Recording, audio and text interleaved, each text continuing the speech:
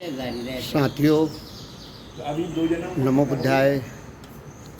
हम ग्वालियर में पहुँचे हैं, पंचशील नगर में तथागत बुद्ध विहार में। यहाँ भंते जी भी हैं हमारे बीच में, और पंचशील नगर बुद्ध विहार के अध्यक्ष देवराजन गौतम जी, जो कि अपने पूरे जीवन को स्थापित किया हुआ है। यहाँ पर सतानंद भंते जी, जिन्होंने इस बुद्ध विहार की स्थापना की, उनके निर्वाण के बाद यहाँ उनका स्तूप भी बना हुआ है। और यहाँ आप देख रहे हैं बुद्ध विहार की मूर्ति, जो कि ताम्र और पीतल से मिक्स है, और इसमें डबल मंजिल तक 6000 स्क्वायर फीट ज़मीन में बना है।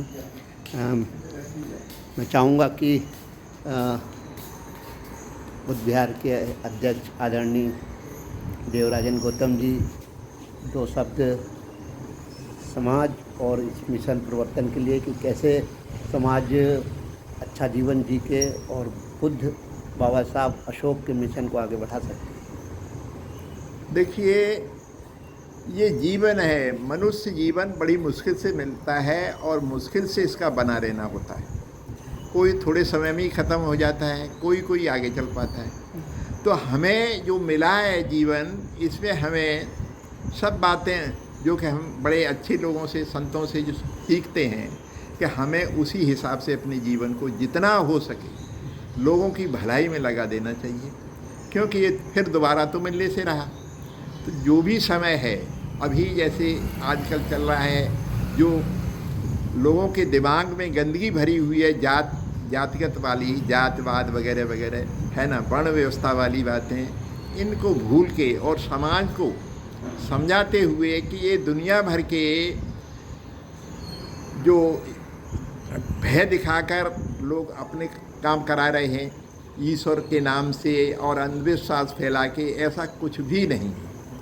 वो कहते हैं कि अत्ताय अतनो नाथो कोई नाथो परेशिया, हम जैसा करेंगे वैसा भरेंगे। ऐसा है, हमें उस ध्यान में रखते हुए अच्छे अच्छे काम करना है।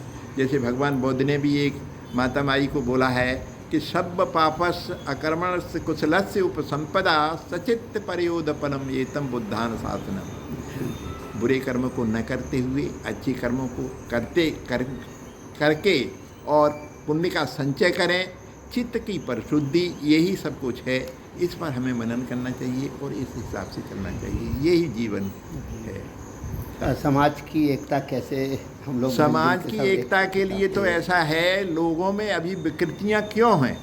ये वर्ण व्यवस्था की जो बात बताई गई है, इसको समाज को बताना चाहिए कि भाई रे, वर्ण व्यवस्था के आधार पर इन ब्राह्मणों ने 4 वर्ण बनाए। 4 वर्ण में पहला बनाया है उन्होंने ब्राह्मण, उसका काम है केवल शिक्षा, और दूसरा बनाया है क्षत्रिय, उसकी सुरक्षा करना है। तीसरा वैश्य, जो व्यापार वगैरह करेगा, और चौथा वर्ण जो है जिसमें गूंजर से लेकर कुम्हार तक आते हैं, सब शूद्रों में गिने जाते हैं। इस बात को सोचना चाहिए कि किस प्रकार इन्होंने षड्यंत्र करके हमारा शोषण किया है। इसके लिए हमें प्रॉपर शिक्षा देनी चाहिए।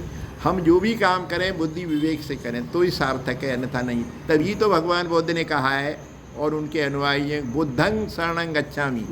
हमें बुद्धि की शरण में जाना है। बुद्धि की शरण क्या है? बुद्धि की शरण यही है कि सभी प्राणियों में बुद्धि तो होती है, लेकिन मनुष्य ही एक ऐसा है जिसमें विवेक होता है। हमें विवेक से काम करना चाहिए। बुद्धि विवेक से काम करेंगे तो हमें सफलता मिलेगी, है ना। इसी प्रकार धम्म है, धम्मम शरणं है। धम्म क्या होता है? धम्म तो सर्वजनीन है, सब जन को एक सा, दुनिया में कहीं भी कैसा भी आदमी हो उसका एक सा है, सब समय में एक सा है। इस प्रकार सर्वजनीन, सार्वभौमिक और सर्व ये लिप्त होता है, जिसमें भगवान बुद्ध ने आज से 2500 वर्ष पहले कहा था कि जिसमें समता, स्वतंत्रता, बंधुता और न्याय है तो ही वो धर्म है, अन्यथा नहीं। तो आप देखें कि हिंदू धर्म क्या है? धर्म है क्या? ये धर्म नहीं है, ये षड्यंत्र है।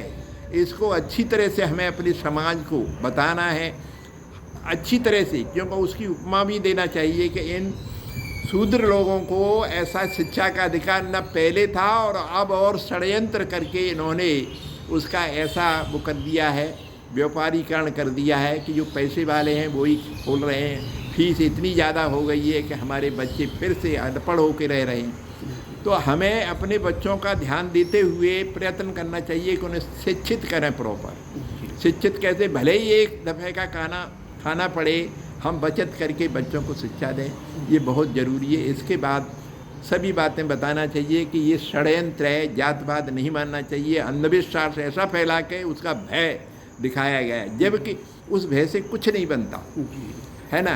तो इस प्रकार हमें अपने विवेक से, बुद्धि विवेक से काम करना है। एक प्रश्न और है इसमें हमारा कि जो समाज परिवर्तन, समाज व्यवस्था परिवर्तन और समाज परिवर्तन के लिए जो काम कर रहे हैं, उनके लिए क्या आप मार्गदर्शन देना चाहेंगे? हम उनसे यही कहेंगे कि भाई ये काम बहुत बड़ा है जी। और यदि आप अपने मन और विवेक से ऐसा कर रहे हैं तो ऐसा है, उसमें स्वार्थपरता नहीं आनी चाहिए।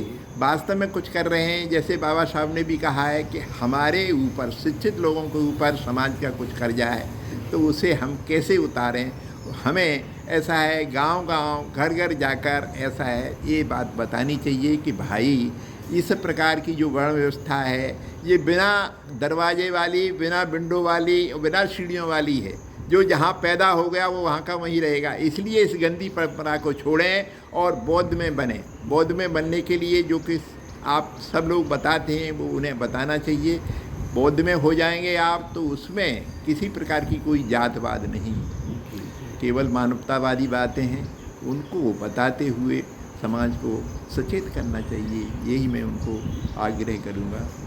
जी, बहुत बहुत साधुवाद और मंगल कामना। आप देख रहे हैं समाज परिवर्तन चैनल, और हमारे बीच में अभी थे ग्वालियर मेला ग्राउंड से लगा हुआ पंचशील नगर के अधिष्ठाता और पूरा जीवन इसमें लगाने तथा अध्यक्ष आदरणीय देवराजन गौतम जी। बहुत बहुत सभी सुनने और समझने तथा सहयोग करने के लिए धन्यवाद, साधुवाद, मंगल कामना। जय भीम, जय नमो बुद्धाय, जय भारत।